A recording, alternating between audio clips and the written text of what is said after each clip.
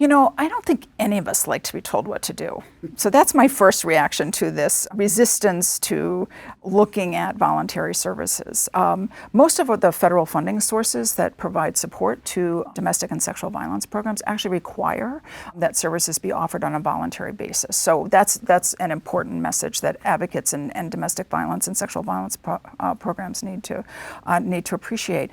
But beyond that, and even more importantly than that, when we look at the evidence around what it is that helps support social and emotional well-being, which is one way to describe what we want for survivors, what we want for everybody, but what we want for survivors. We want enhanced social and emotional well-being, and embedded in that is safety, the concept of safety, economic, physical, psychological stability and safety. The evidence shows us that there's a number of factors that support social and emotional well-being. Two of them are a sense of hopefulness and a sense of self-efficacy. Self-efficacy is a sense that you can control what happens to you, and that you can make decisions about your life, and you can achieve your goals. And hopefulness is a sense that the future will be better, that there's reasons to believe that good things will happen. Voluntary services, involuntary services, requiring people to attend services fly in the face of that sense of self-efficacy.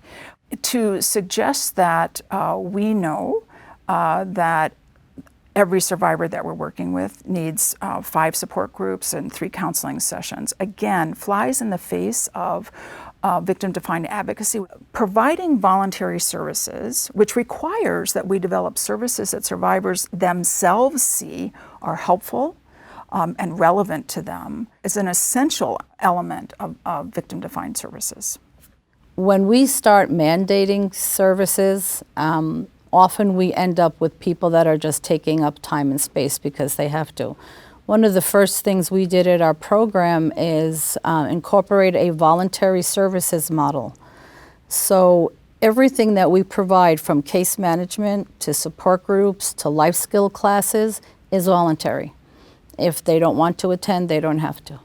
It should always be voluntary, and you should present it as that. So if it's about self-determination, and if it's truly victim-centered, then it's their choice. So in saying that, then the services have to be their choice. So you provide all the options in-home, whether that's at or community-based services, whether that's meeting at McDonald's or Burger King or wherever, the community center, to the facility that you run.